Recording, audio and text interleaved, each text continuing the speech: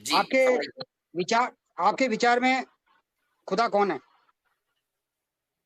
खुदा खुदा है जिसने इस कायनात को बनाया है, जिसने मुझे और आपको बनाया है, जो इस कायनात को चला रहा है, जो हमें रिस्क दे रहा है, जो हमें मारेगा, जो हमें जिंदा करता है, वो खुदा है। ये ज्ञान आपको कहां से प्राप्त हुआ? अगर आप इसके खिलाफ कुछ समझते हैं तो मुझे बता दीजिए, वो आपको कहां से प्राप्त हुआ। हाँ, मेहता जी मुझे ये बताइएगा कि चारों ओर जो फैला है ये पदार्थ है, प्रकृति, ऐसे ही हाँ है? बिल्कुल जी। ये कहाँ से आया है? क्योंकि ईश्वर तो बनाता कोई नहीं। ये प्रश्न है, बहुत अच्छा प्रश्न है। ये भी अच्छा, बहुत लो, ये भी बहुत अच्छा है। लो जी, अब इसका मतलब है मैं जाके सो जाऊं क्योंकि प्रश्न अच्छा हो गया। धन्यवाद भाई मदन मेहता, सर नमस्कार। क्या हाल चाल है भाई? ठीक है सर। सर जी बोलिए। 2-3 प्रश्न है मेरे से, मैं जानना चाह रहा हूँ।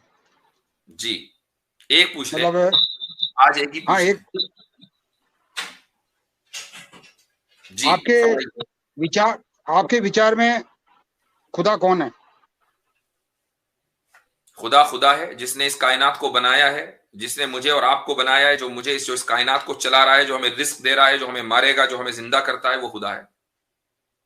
ये ज्ञान आपको कहां से प्राप्त हुआ? अगर आप इसके खिलाफ कुछ समझते हैं तो मुझे बता दीजिए, वो आपको कहां से प्राप्त हुआ। मैंने पहचाना है ईश्वर को, आपने खुदा को। पहचाना है, ठीक है। जी, क्या, कैसे पहचाना और वो कौन है? जो आप बता रहे हो वो खुदा नहीं है। ठीक है, जो आप बता रहे हैं वो बताइए, जो आपने पहचाना वो बता दीजिए। जो ईश्वर है, यानी जो परमात्मा है, यानी जो खुदा है, गॉड है, वो कायनात को नहीं बनाता। अच्छा ठीक है, फिर क्या करता है वो? वो करता कुछ नहीं है, कर्तापन में नहीं है। जो कुछ भी इस संसार में ना कुछ करता, जो को, ना उसने कुछ किया, ईश्वर फिर भी है, तो आपने पहचाना कैसे भाई? पहचाना है ना, बताऊंगा ना आपको, मैं बताऊंगा। मैं हाँ हाँ, पहचानेंगे भी तो बताऊंगा। हाँ बैठा हूं मैं, सुन बताइए। क्योंकि वो करता तो कुछ नहीं, ना उसने बनाया, ना उसने कभी कुछ किया। अब बताइए कैसे पहचाना? संसार के जितने भी धर्म ग्रंथ है, पोथी पाने हैं, किताबें हैं, ये सब मानव की रचनाएं हैं। मानव ने ही ये सब गढ़े हैं। जितने भी ठीक पंथ है है, भाई, एक मिनट। संप्रदाय है, ठीक है, चलो सब थोड़ी देर मानव के के लिए बनाए मान हुए हैं। लिया, चलो थोड़ी देर के लिए मान लिया। ईश्वर को कैसे पहचाना, मुझे उसकी बात बताओ ना यार। इधर उधर की बात करने से क्या फायदा? क्योंकि आपने कहा कि ईश्वर ने कायनात को बनाया, अभी आपने कहा। भाई सुन लीजिए, एक मिनट। मेरी बात नहीं जी हो रही है, बात की बात हो रही, चूंकि आपने पहचान लिया और ईश्वर के जी, कुछ पहचान। हुए बगैर पहचान लिया, तो मुझे वो बताओ कैसे पहचाना। और किताबें सारी गलत हैं, खुद ही कह रही है, सारी मानव की, इंसान की बनाई हुई हैं। अब पहचाना कैसे, ये बताओ। कि इसके लिए आपको ये जानना पड़ेगा कि हम कौन हैं, हु आई एम। भाई आपको तो बनाया नहीं ना ईश्वर ने, आपका ईश्वर से क्या लेना देना? नहीं, आप मेरी बात समझेंगे ना तब तो। नहीं, मैं समझ रहा हूं, आपको तो ईश्वर ने बनाया नहीं। फिर ईश्वर को जानने के लिए ये जानना क्यों जरूरी है कि मैं कौन हूं? ये ईश्वर को जानने के लिए ये जानना जरूरी है कि संसार में जो भी कुछ है वो मैटर है, पदार्थ है, तत्व है। ठीक है, आगे। और यदि कोई भी सत्ता या कोई भी जो इस संसार को बना रहा है, इसका क्रिएशन कर रहा है, वो फिर कर्म के अधीन हो गया। वो कर्म कर रहा है, और यदि कोई कर्म कर रहा है तो वो जीव है, वो परमात्मा नहीं हो सकता। ठीक है, तो अब आपने परमात्मा को ये तो मान लिया कि वो परमात्मा नहीं हो सकता, लेकिन कोई ना कोई परमात्मा है आपके नजदीक, चुका आपने उसको पहचाना है। तो अब मुझे बताओ पहचाना कैसे है, मैं तो उसको भी जानना वो चाह रहा हूं। परमात्मा वो है जो तत्व अतत्व से परे है, शब्द अशब्द से परे है, कर्म अकर्म विकर्म से परे है। ये सारे दावे हैं, मैं पूछा हूं पहचाना कैसे, ये बताओ। ये सारे दावे हैं, इससे परे है, जब इससे सारे उधर है, उससे वहां है, इधर है, उधर है, सब दावे हैं। मुझे ये बताइए कि आपने पहचाना कैसे है। मैं सिर्फ एक सिंपल सा सवाल कर रहा हूं, क्योंकि आपने दावा किया कि आप पहचान चुके हैं, और ये भी हाँ दावा किया कि वो बिल्कुल, क्रिएटर नहीं है। हाँ, इसलिए दावा किया नहीं, मैंने पहचाना है, तो मैं वो बता रहा हूँ आपको जो मेरे को बोध हुआ ना। कैसे पहचाना यार, हद है। इतनी देर से पूछा हूं एक ही सवाल, वो जवाब नहीं दे रहे हो। कैसे यूं कह रहे हैं, पहचाना? देखिए जैसे दो आपने कहा लफ्ज सारी है, किताबें, कैसे पहचाना? सारी किताबें जो है वो क्योंकि इंसान की लिखी हुई हैं, तो उससे वो तो रही वो तो सब रिजेक्ट हो गई। हाँ हाँ, सारी किताबें इंसान, वेद की अच्छा, और आपको ईश्वर ने बनाया नहीं, मैटर को भी नहीं बनाया, तो हमारा ईश्वर से कोई, आपका ईश्वर से कोई ताल्लुक रहा नहीं, तो अब मुझे बताओ पहचाना कैसे? ईश्वर किसी को नहीं बनाता, यदि कोई बनाएगा नहीं बनाता तो वो भाई थोड़ी देर के लिए मान लिया नहीं बनाता, अब पहचाना कैसे? पहचाना इस प्रकार कि जो भी कुछ संसार में दिखाई दे रहा है, सुनाई दे रहा है, आवाज में आ रहा है, महसूस हो रहा है, वो सब पदार्थ है, और वो पदार्थ से ओ भाई, आपने हमारी मालूमात में कोई इजाफा नहीं किया, हम भी मानते हैं वो सब मैटर है। मुझे बताओ ईश्वर को कैसे पहचाना? बता तो दिया ना, जो नीत तत्व है वही परमात्मा है।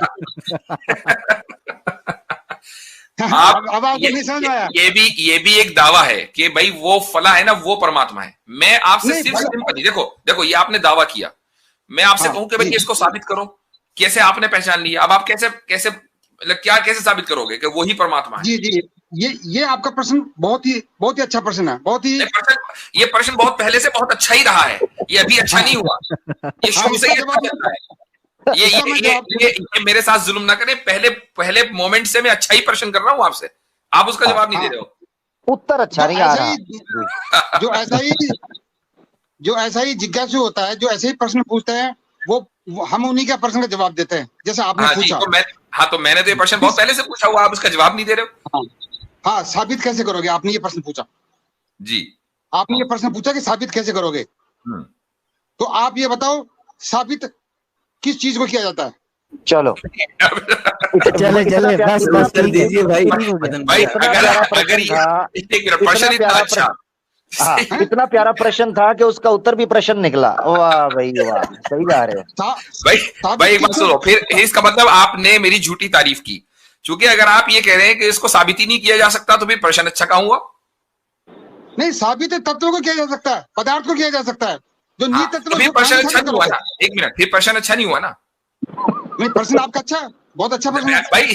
जब मैंने प्रश्न गलत किया, मैं एक ऐसी चीज को साबित करवा रहा हूं आपसे जिसको साबित नहीं किया जा सकता, तो प्रश्न तो गलत हुआ, फिर आपने तारीफ कैसे की मेरी झूठी? नहीं, तारीफ नहीं हुआ, आप जिज्ञासु हो, आपका प्रश्न बहुत उचित था, बिल्कुल वैलिड। टाइम बाय करना था को 3-4 बार उन्होंने कहा प्रश्न बहुत अच्छा है, प्रश्न बहुत अच्छा है। अब सोच रहे थे करूं क्या, अच्छा आ गया है, इसका उत्तर कहां से दूं? आज तो बड़े लंबे छक्के चौके लगे हैं भाई स्ट्रीम में। क्या बड़ा गुस्सा है इनको, जैसे घर में किसी ने डांटा है। जी मदन मेहता जी, बहुत अच्छा लगा आपसे बात करके। देखें, कोई भी प्रश्न पूछ सकते हैं वो, अरे हमने इतने सारे पूछ लिए, आपने एक का जवाब नहीं दिया। हमने सिंपली पूछा कि आपने उस परमात्मा को जाना कैसे, पहचाना कैसे, अब आप उसका जवाब ही नहीं दे रहे हो। मेहता जी ने सवाल नहीं कर सकते। मेहता जी ने हमारे साथ स्कैम कर दिया जो 1992। नहीं, मैं तो ऐसी बातों में मानता नहीं हूँ। होते जा रहा है, उत्तर नहीं आ रहा भाई। अब मैं उत्तर दे दिया ना, आप किसको साबित करोगे? ये उत्तर दिया, वापस से प्रश्न पूछो। बिल्कुल सही उत्तर दिया। मेहता जी को वो साबित करो। हर्षद मेहता से कुछ ताल्लुक तो नहीं आपका? अच्छा, इनसे एक सवाल कर सकते हो मेहता भाई? वैसे तो आप प्रश्न जी, प्रश्न आप प्यारा कह देते हैं, उत्तर नहीं आता मसला। चलो कोई बात नहीं, हम एक और ट्राई कर लेते हैं। अच्छा मेहता जी, ये सारा कुछ जो है, मैंने प्रश्न का उत्तर दिया, लेकिन क्या कि आपके अंदर वो जो पुरानी मेमोरी है ना, उसको जब तक पूरा रिमूव नहीं करोगे ना, ग्रंथों की, पोथी पानियों की, तब तक आप उसको समझ नहीं पाओगे। ठीक हो गया, ठीक हो गया जी। अच्छा ये मेहता जी मुझे ये बताइएगा, और ये कोई एक विशेष अरे भाई जी, सभी का याद धैर्य रखिए, धैर्य मेहता भाई। मेहता जी मुझे ये बताइएगा कि चारों ओर जो फैला है ये पदार्थ है, प्रकृति, ऐसे ही है? जी। ये कहाँ से आया है? क्योंकि ईश्वर तो बनाता कोई नहीं। ये प्रश्न है, बहुत अच्छा प्रश्न है। अच्छा, ये भी बहुत अच्छा है। लो जी, अब इसका मतलब है मैं जाके सो जाऊं, क्योंकि प्रश्न अच्छा हो गया। धन्य है महाराज। आपका प्रश्न भाई, अब भी सवाल कर ले एक। अच्छा, हाँ जी, हाँ मैं बता रहा हूँ ना, जब ये ईश्वर ने, परमात्मा ने, खुदा ने इस कायनात को बनाया नहीं, तो आप प्रश्न होता है कि फिर ये कायनात को बनाया किसने? कोई क्रिएटर तो है। बिल्कुल जी, ये सवाल तो कर रहे हैं आप। वाकई बहुत अहम सवाल किया, इस बात को हमारे ध्यान में नहीं आया था।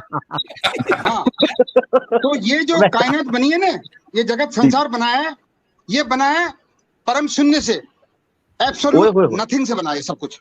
जबरदस्त जबरदस्त। बनाया किसने? एब्सोल्यूट नथिंग नथिंग ने बनाया है, नथिंग ने बनाया है।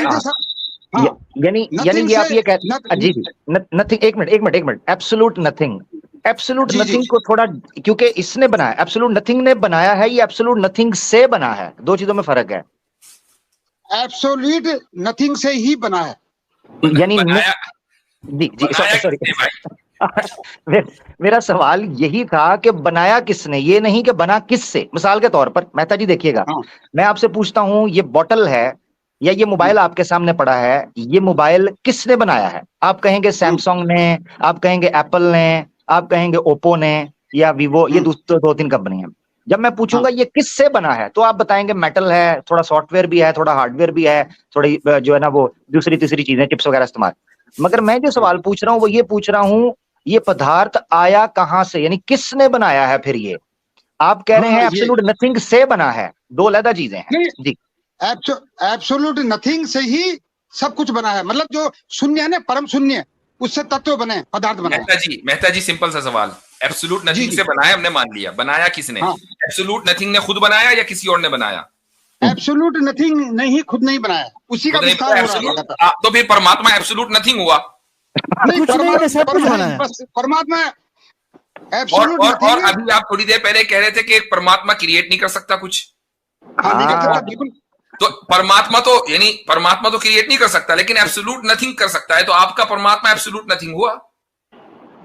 वो परमात्मा नहीं है, यही तो सारे संसार धोखा खा रहा है, सारे संसार। अब एक सवाल, अब एक और प्रश्न, अच्छा प्रश्न, एक अच्छा प्रश्न। ये पहले गालिब को समझाया था, गालिब को भी समझाया था, वो मेरी बात को थोड़ा समझा था, और ये समझ गया था। अच्छा भाई देखा, ऐसा है, अगर वो समझ गया था, हम नहीं समझ सकते, क्योंकि जो चीज वो समझ रहा है वो हम नहीं समझ सकते। गालिब ने कहा था कि एटम में चेतना नहीं होती। मेहता जी बात फैल रही है, मेहता जी रहता फैल रहा है, मेहता जी रहता फैल रहा है। मैं प्रश्न की तरफ आता हूँ, आप प्रश्न को फिर जी मेरे साथ रुक लें, रुक जाए ना, सुन लें अगला सवाल सुन। बोलिए। एब्सोल्यूट नथिंग जब आप बोलते हैं, परम शून्य, उसको थोड़ा सा डिफाइन करें। देखिए ऐसा है, जो परम शून्य है ना, वो एटमलेस स्थिति होती है। अब आप मेरी बात 2 मिनट सुन लेना, फिर आप बोलना, बीच में मत बोलना। परम शून्य एटमलेस स्थिति होती है। ये आप भी किया करें, ये आप भी किया करें, बीच में ना बोला करें जी, आप बोल लें जी। हाँ, एटमलेस स्थिति होती है परम शून्य, और एटमलेस स्थिति का मतलब होता है जहां कोई भी एटम नहीं होता, कोई भी एनर्जी नहीं होता।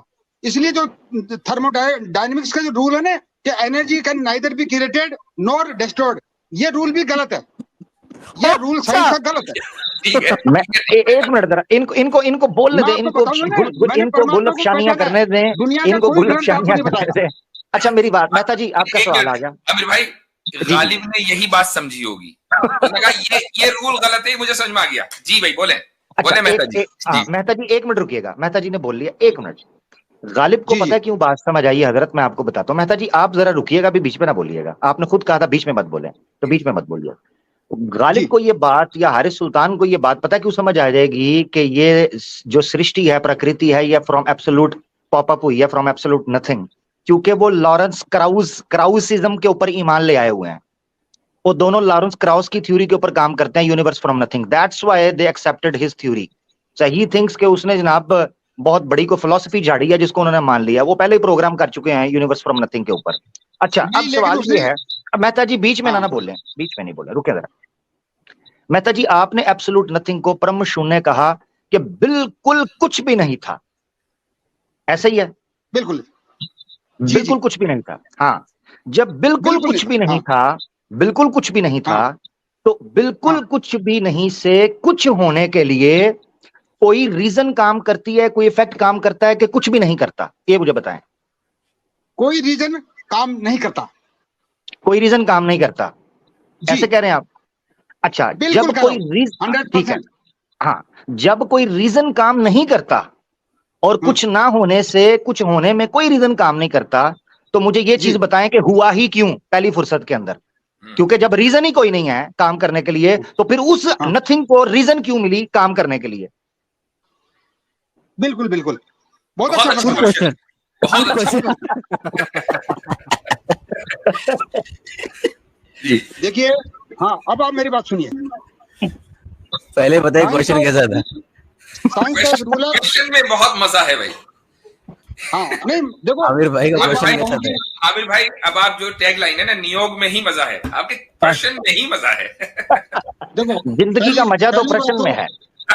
नहीं नहीं, पहली बात तो मैं आपको ये बता दूं कि जो आप मुफ्ती साहब है और ये जो आप पैनलिस्ट में बैठे हुए ना, यदि इस मेरे विषय को अपने जो विचार कर रहे हैं इसको आप डिबेट के रूप में यदि आप इसको ले रहे हो, तो आप ये समझ लेना कि आप हमेशा जीते हुए हो और मैं हमेशा हारा हूं। नहीं, हम डिबेट नहीं कर रहे, आप प्रश्न के उत्तर की तरफ आ जाए। मैंने गालिब को भी कहा था कि आप लोग हमेशा जीते हुए हो, मैं हमेशा हारा हूं। गालिब को गोली मारे हैं, आप हमारे सामने बैठे हैं, वो तो आता कोई नहीं है, आप उस प्रश्न का उत्तर दे दें, आप छोड़ें उसे, बताएं। उसको तो अपने नहीं सुनते, उसकी कोई वर्थ वैल्यू नहीं रहेगी, उसको आप ऐसे मेंशन। हाँ, एब्सोल्यूट नथिंग से ये पूरा संसार और पूरी कायनात बनी बगैर रीजनिंग के, तो एब्सोल्यूट नथिंग को क्या पड़ी थी बनाने की? हाँ ये बताइए, रीजन तो कुछ था नहीं।